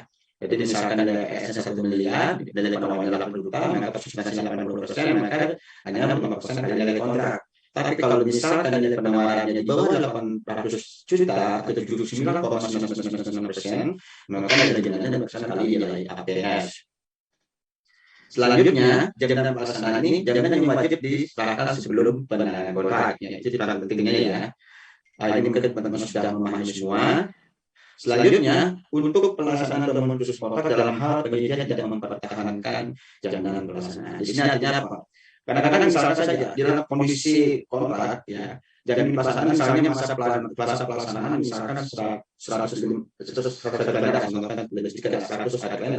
ternyata ada perubahan waktu perubahan masa pelaksanaan akibatkan dengan adanya penambahan kerjaan misalkan, maka tentu harus PPK ini memerintahkan agar jaminan pelaksanaan ini diperpanjang sesuai dengan PHO yang sudah akan terjadi karena ada masa penjadwalan atau masa pelaksanaan yang berubah. Tapi kalau misalkan si penyedia tidak mau ya memperpanjang, ya sudah berarti itu sudah bisa dilakukan pemutusan kontrak. Ini pemutusan kontrak tidak dapat penangguh kontrak meliputi penyedia tidak mempertahankan berlakunya jaminan pelaksanaan. Ya, jadi PPK memerintahkan tapi penyedia nggak mau ya, maka itu bisa dilakukan pemutusan kontrak. Nah, ini juga termasuk penyelesaian kemudian kesempatan ya. Jadi salah satunya adalah memperpanjang jaminan pelaksanaan. Kira-kira ini sangat bisa dipahami ya. Nah, ini yang mungkin saya ingin share sedikit ya, untuk menjamin kerugian waktu atas kesalahan penyedia di awal kontrak. Nah, sebenarnya tadi saya sampaikan di awal ya, karena sekarang tidak perlu ada progres kontrak untuk memutus kontrak ya. Jadi walaupun masih 0%, itu sudah bisa dilakukan pemutusan kontrak ya. Karena kontrak itu ya, kalau sudah kontrak dilaksanakan, maka sudah ada kewajiban di sana yang harus memang dilaksanakan baik itu oleh PPK sendiri ataupun oleh penyedia sendiri. Karena konteks kesalahan penyedia yang misalkan tidak bisa menghadirkan personil, tidak bisa mobilisasi peralatan, tidak bisa memenuhi surat dukungan atau support lainnya. Ya. Jadi bisa saja kenapa di sini ada surat dukungan? Ya bisa saja karena kan surat dukungan ini bukan surat dukungan yang bisa diketiskan misalkan, tapi dituangkan dalam jadwal pelaksanaan misalkan. Ya, jadi pada saat misalkan ada permintaan persetujuan untuk melaksanakan pekerjaan di mana diperlukan surat dukungan di sana yang harus disampaikan dulu. Tapi kalau tidak bisa menyampaikan dukungan tersebut ya udah, berarti ada prestasi di sana, ya bisa saja. Ya, artinya karena peserta tersebut tidak bisa menyampaikan hal tersebut, maka jaminan pelaksanaan ini menjamin atas kerugian waktu yang disebabkan oleh kesalahan penyedia. Nah, ini contoh-contoh ya Bapak dan Ibu ya, misalkan ini di awal kontrak ya. Nah, di sini adalah untuk menjamin kerugian waktu atas kesalahan penyedia dalam kontrak. Seharusnya saya sampaikan di sini, seharusnya mereka tidak perlu membatalkan SPJ dalam kontrak dalam hal diketahui pemenang tidak akan dapat memenuhi ketentuan kontrak berdasarkan dokumen penawaran. Misalkan pada saat PPJ, mereka mendapatkan informasi peralatan tidak ada, terbitkan saja SPJ. Karena memang tidak ada cek fisik atau apapun di sana. Walaupun mau misalkan mau ada SPJ, berarti nanti PPK akan memberikan tanggung jawab sendiri. Karena apa? Karena Pokja tidak akan melakukan evaluasi ulang, karena Pokja tidak melakukan proses fisik klarifikasi terhadap fisik peralatan. Nah, selanjutnya berdasarkan penyusunan kontrak, penyedia akan menghadirkan, misalnya di sini agar personil hadir dan sepakat diberikan waktu 3 kali dalam hal personil tidak dihadirkan. Penyedia menyatakan tidak memiliki personil yang memiliki SK, lanjut saja. lanjut berkontrak. Jangan berpengaruh kepada apa yang disampaikan oleh penyedia pada saat persiapan kontrak. Yang penting jaminan pelaksanaannya sudah disampaikan, ya. Jadi kontrak, jadi kewajiban setelah kontrak itu ada kewajiban sesuai dengan kerja dan berdasarkan kesepakatan terhadap persiapan akhir kontrak. Nah, khusus nomor satu, misalkan penyedia akan menghadirkan prosedur dan sepakat diberikan waktu 3 kali, ya. Sepakat ini tuangkan dalam acara kesepakatan misalkan. Ternyata dalam tiga kali, dalam 3 kali ya sudah tidak bisa menghadirkan prosedur, ya sudah. Jaminan pelaksanaan ini cairkan untuk kerugian waktu atas kesalahan penyedia tadi.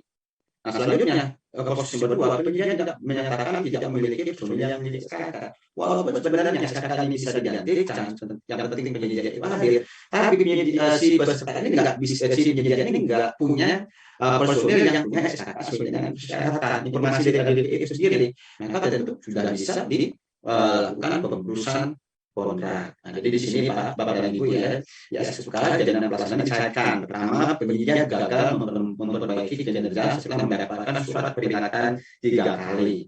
Sesuai dengan S1 tadi, ya SP1, SP2, SP3 sudah cut seperti itu. Yang kedua, penyedia lalai kinerja dalam melaksanakan kewajibannya dan tidak memperbaiki kelalaian dalam waktu yang ditetapkan. Ini sebenarnya sesuai dengan kesepakatan juga, ya. Sudah diberikan waktu, sudah diberikan sesuai dengan kesepakatan, tapi penyedia tidak lalai, tidak bisa memperbaiki kelalaian tersebut dalam waktu yang ditetapkan. Baik, Pak Irwan, biar kita bisa diskusi sedikit soalnya. Ya. Jadi sekian, ya, buah pepaya dimakan burung cendrawasih, buaya mengucapkan terima kasih.